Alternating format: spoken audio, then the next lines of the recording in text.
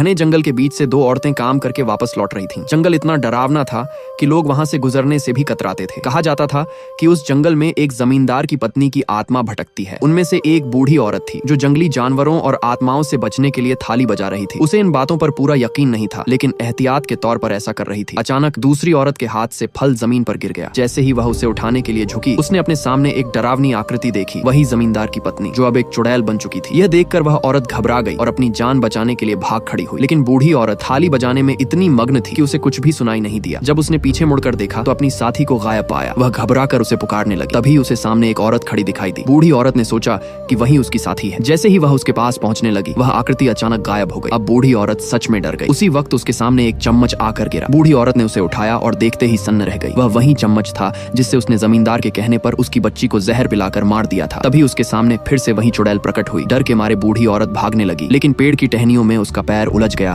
और वह जमीन पर गिर पड़ी। उसके सिर पर चोट लगी और वह बुरी तरह कांपने लगी। उसकी सांसें तेज हो गईं। चुड़ैल उसकी ओर मुड़ी और अपनी गोद में एक बच्ची को खिलाते हुए दिखाई दी। बूढ़ी औरत ने उसे पहचान लिया। चुड़ैल धीमी लेकिन डरावनी आवाज में बोली, दादी, अपनी पोती को नहीं देखोगी? डरते डरते बूढ़ी औरत उसके पास गई, लेकिन जैसे ही उसने गौर से देखा, गोद में कोई बच्ची नहीं थी। वह कांपती आवाज में बोली, यहाँ कोई बच्ची नहीं है। ये सुनते ही चुड़ैल का चेहरा गुस्से से विकराल हो गया। वह चिल्लाई, कहाँ से होगी बच्ची जब तुमने ही उसे मार दिया था? इतना कहकर उसने बूढ़ी औरत का गला पकड़ लिया और अपनी भयावह शक्तियों से उसे जला डाला। घना जंगल फिर से खामोश हो गया, लेकिन उस खामोशी में अब और भी ज्यादा डर छिपा था।